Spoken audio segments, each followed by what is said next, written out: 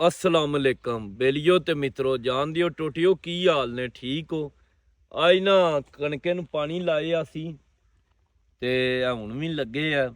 कोई निकल गई है, कोई रह गया किला डेढ़। ते ये ना मनु ना जिम्मेदारे काम दा बड़ा शौक है। ये साडियां वडकियां दा पता नहीं 4000 या 5000 साल तू पेशा है। ते बड़ा ना दिल खुश होंदा है जिम्मेदारा काम करके। ते ਹੁਣ ਨਾ ਕਰਨਾ कि एक बड़ी परेशानी बन गई है। मैं ना रमज़ान बाजार ही ना वो जड़ा रमज़ान पैकेज दिता है पंजाब हुकूमत ने, उहदे ते ना शरीफे टिंडा वाले दे मुड़े दी ना नवाजे दी फोटो लगी है। मनु एक समझ नहीं आती ए इन्हां छोलियां दी राखी खोता बहाल सड़ना या दुध की राखी बिला बहाल सड़ना। भला इस चोर नूं तुसीं माड़ियां दे आटे ते ही बहालना सी।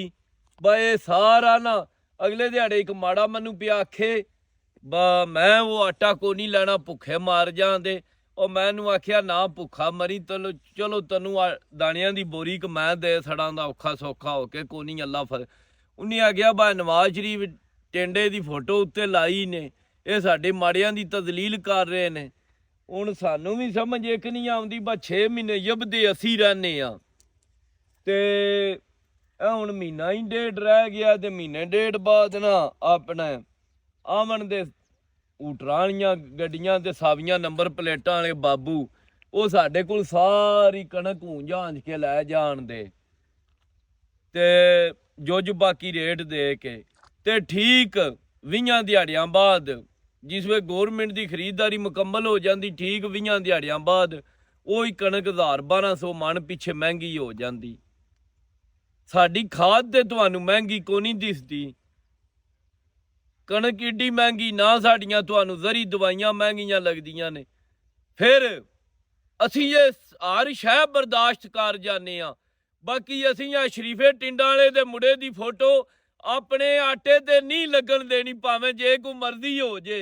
इस चोर नू इस लानती नू साडी कणक दे आटे ते ना साडी दी फोटो लाइयो।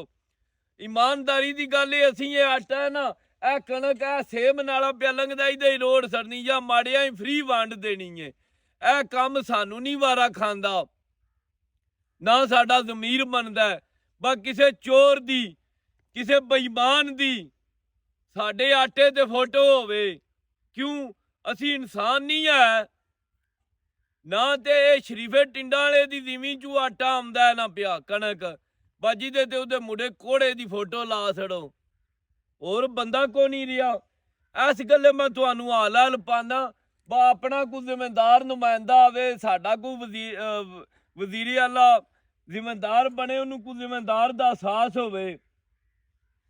इन्हां टिंड कंपनी साडे उत्ते मसलत कीती है, असी नहीं इन्हां मनदे है। ते मैं ना थोड़ा जिहा जरा ज्यादा ही किस वे जज्बाती हो जाना।